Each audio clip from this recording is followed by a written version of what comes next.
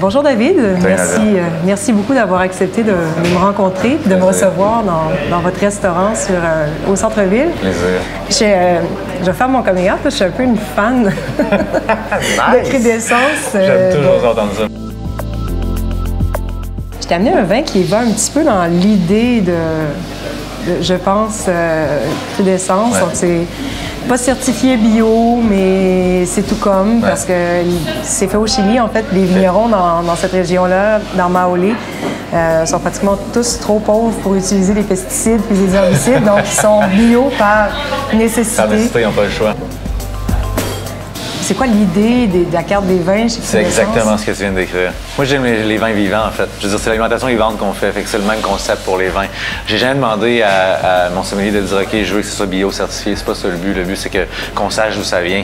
Puis moi, c'est souvent quand je vais choisir un vin, je vais le choisir selon l'histoire qu'on me donne puis selon la passion de la personne qui m'en parle. Puis souvent, il est passionné parce que c'est une petite fermette ou c'est un petit vignoble. Puis tu vois qu'il ramène la passion des vignerons qui sont là-bas, il la vit, là, puis il me le fait goûter, puis il est plein de ça. Puis même si des fois, moi, je suis pas sûr, puis je commence à goûter bizarre, cette affaire-là, je sais qu'il y a de la passion derrière, puis il y a vraiment de la qualité, en fait. On pourrait pas peut-être abreuver la planète entière avec des vins de petite production, Ouais, c'est ça. Mais j'ai infiniment plus de plaisir à boire un vin qui est peut-être imparfait, mais qui traduit vraiment une histoire, le goût d'un lieu précis, plutôt qu'un vin qui va goûter la même chose. Ça va être un merlot australien qui va goûter la même chose qu'un merlot chilien ou qu'un merlot californien. Même 5 ans plus tard, il va goûter encore semblable. Il va goûter, puis d'une année à l'autre, il n'y a pas de variation. Moi, j'aime ça quand ils sentent ça. Quand il y a une odeur qui bouge, qui sent la grange, la ferme. Tu vois, il y a un petit peu de brette. Ça développe vraiment un goût d'écurie, de sel de cheval. C'est ça. Mais c'est pas juste au nez, parce que des fois, ça peut être de la réduction qui va donner l'impression de brette, mais c'est pas la brette. OK. Ce qui fait la différence entre la brette et la réduction, c'est la texture tannique. OK. Parce que les Brettanomyces s'attaquent aussi au tanin. Fait que tu vas avoir une impression de tanin très sec, presque carton. C'est vraiment Est-ce pas qu'il y en a un agréable. qui est juste dans le nez, puis l'autre, tu le goûtes vraiment dans la bouche? Bien, la réduction, on la sent aussi en bouche, mais c'est vraiment... tu sais, quand tu l'aères, la réduction, ça part. OK. À l'oxydation, dans le fond, quand elle donne un équilibre entre la réduction et l'oxydation, ça part. Mais la brette, la différence, c'est vraiment en bouche. Ouais. Mais c'est comme dans tout, c'est comme n'importe quel défaut. C'est ça, avec la brette, normalement, ça serait un défaut dans un vin en général. Oui.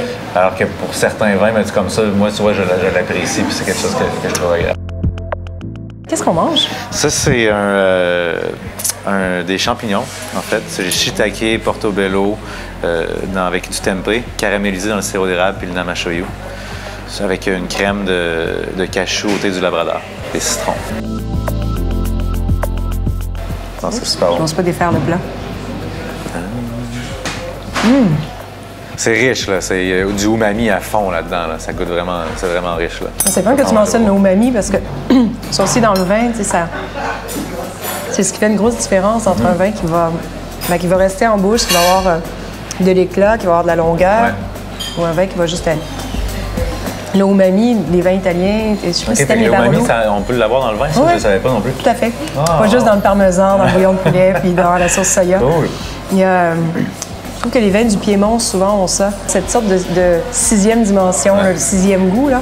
Donc, c'est pas sucré, c'est pas juste de l'amertume, c'est pas salé, mais c'est umami. Ouais.